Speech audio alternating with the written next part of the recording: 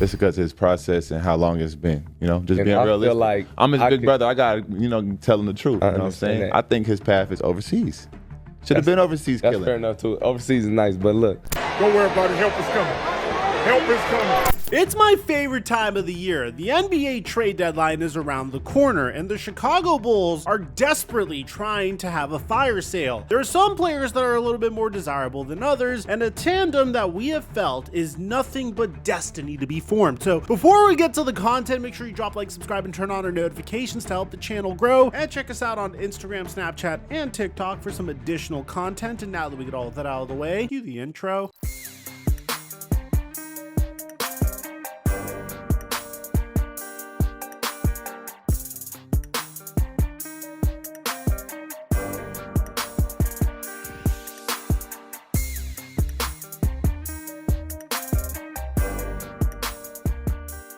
We had so much success on Thanksgiving with the PrizePicks free square. If you followed me on Instagram, then you would have seen my pick of Tyreek Hill, Jonnu Smith, and David Montgomery, which hit for a 5x return. Our square of Josh Jacobs and Devon Achane also converted. And my favorite part about this is getting DMs like this. One of my followers made $225 out of my picks on Thanksgiving. And I got many more DMs of you guys hitting with my picks as well. If you haven't signed up for PrizePicks, click on my link in the description or use my promo code microphone to get $50 when you make an entry of $5 or more. We're going to be making picks for the rest of the season for the NBA and NFL, and I give away my picks for free on Instagram and Snapchat. And thank you, PrizePicks, for the sponsor.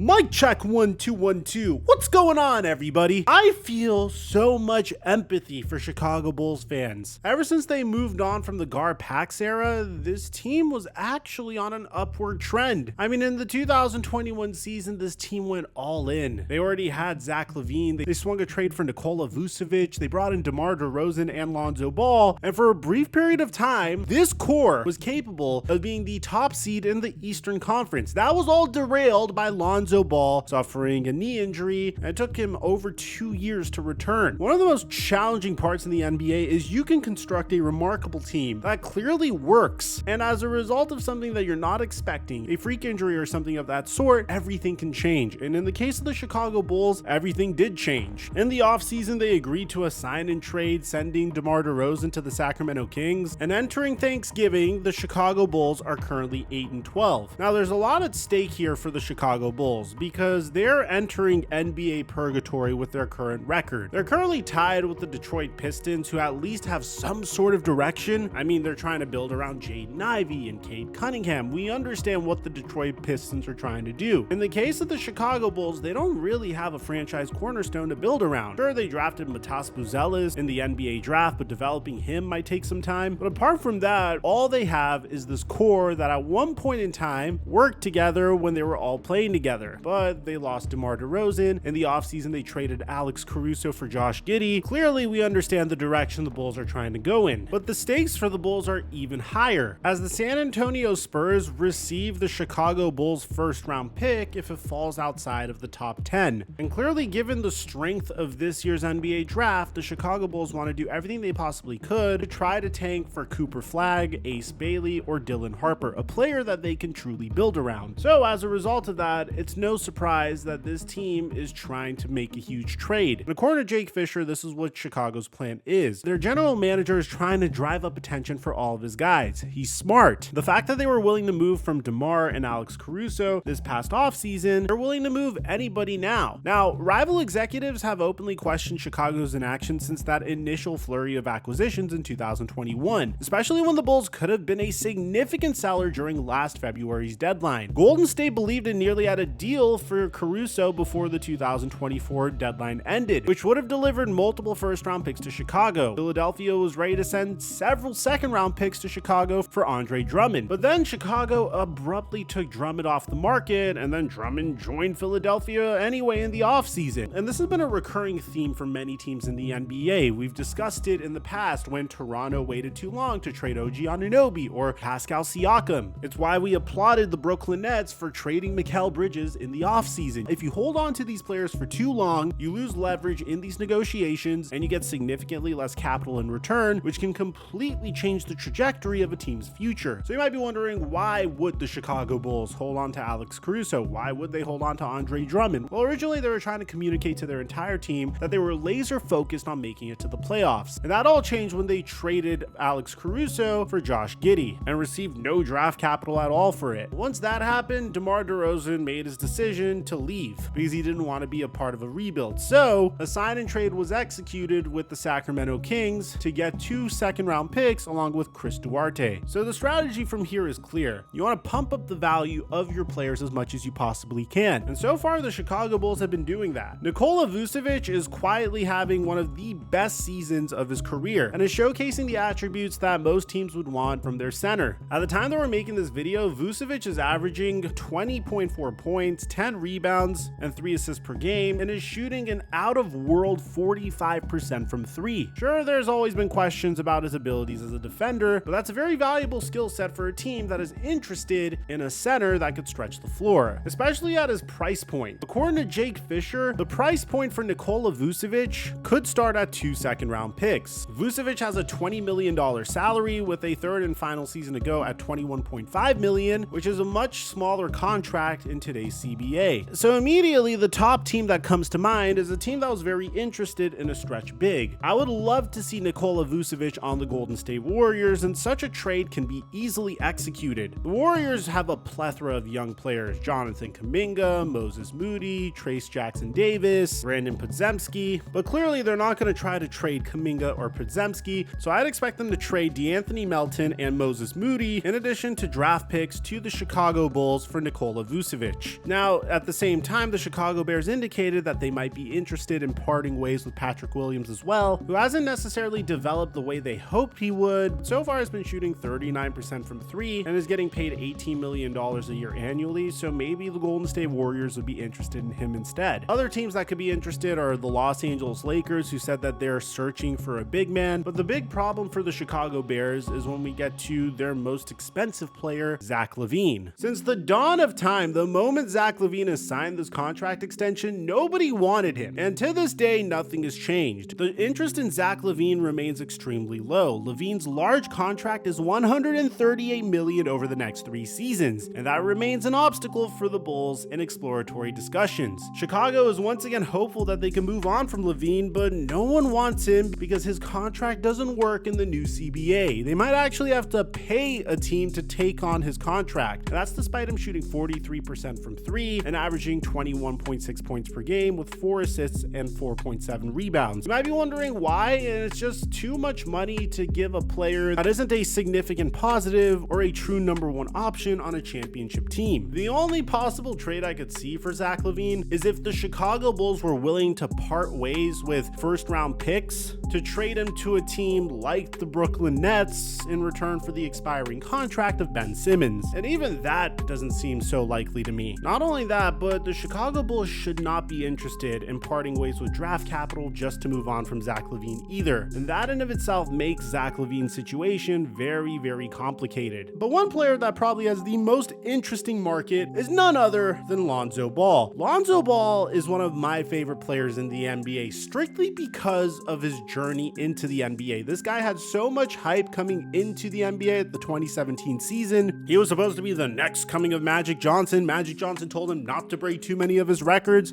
Just leave me 1 or 2 records, okay? That's it. You know, all right, don't break all my records. Just I want your grandfather, just let him leave me 1, okay? He got his opportunity to play with his favorite player, LeBron James, in year 2, and then he got traded alongside Brandon Ingram, Josh Hart, and way too many draft picks to the New Orleans Pelicans in year 3. The reason I really started to appreciate Lonzo Ball is this man has a remarkable work ethic. I mean, he goes to the Pelicans, changes his jumper, goes from a 31% three-point shooter in his rookie year with the ugliest jump shot you've ever seen to a 38% three-point shooter shooter with the New Orleans Pelicans. And then by the time he signs with the Chicago Bulls, he improves to a 42% three-point shooter and is without a doubt the main reason the Chicago Bulls were able to rocket to the top of the Eastern Conference standings. And right then and there, tragedy would strike with his knee injury. We wouldn't see Lonzo Ball play for 2.5 years. He would return this past year and play for 4 games before being out due to injury once again. And this is where Lonzo's value is tricky. The most recent content we have on Lonzo is him telling LiAngelo Ball that his chances of making it to the NBA are gone. That's what I'm saying. I feel like the opportunity not going to be the same in the G League for him.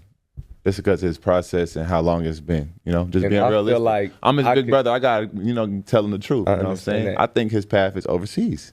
Should have been overseas killing. That's fair enough, too. Overseas is nice, but look. Which, by the way, is a wild thing to say when you've only played 5 games in the past 2 years. But that aside, the Chicago Bulls have indicated that they're interested in trading Lonzo. No surprise then that Bulls executives, according to league sources, have been messaging to rival front offices that they're willing to discuss the majority of their roster in trade talks leading up to the February 6th trade deadline. Most notably, sources say Chicago has expressed a desire to move LaVine, Vucevic, and Ball, who collectively command nearly $85 million in salary this season. And that's the thing, Lonzo Ball's contract isn't that bad, and you also don't need to pay a significant amount to get him. At the same time, there's this huge question of how many games is Lonzo Ball going to play? Well, a team that I can see, without a doubt, swinging a trade for Lonzo Ball is none other than the Charlotte Hornets. Recently, his dad went viral for posting this as Caleb Martin was missing free throws. Don't worry about it. Help is coming. Help is coming. And as much as we're used to seeing LeVar Ball making outlandish claims to pump up the value of his sons, in this particular case, it makes a lot of sense. Lonzo Ball would be the perfect backcourt partner for LaMelo Ball. He's a 3-and-D guard that has the ability to create for his teammates. And honestly, could you just imagine him in this offense? I mean, the Hornets have been must-watch TV so far. The stuff that you're seeing from this team in of itself is just absolutely insane. I mean, I feel like I'm watching the Showtime Lakers or something like that. And it's not just LaMelo Ball, but they clearly hit on Brandon Miller as well. This man is making such athletic plays. Like, LaMelo Ball is out here hitting one-legged three-pointers over defenses. If you're a fan of basketball, please start watching Charlotte Hornets games. I mean, they're the League Pass team of the year. And obviously, when you're the Charlotte Hornets, you want to do whatever you possibly can to keep your star player happy. Players aren't necessarily highlighting the Charlotte Hornets as their top pick in free agency, so bringing in Lonzo Ball could go a long way in making their star player happy. I know personally it's something I would like to see, and I don't think you'd have to give up that much to get him. How much could it cost to really bring in a player that has played in 4 games in the past 2.5 years? That's my take on the matter. Let me know in the comment section down below what you guys think about all this. Aside from that, I'm your boy Mike, and I'm dropping our mic until our next upload.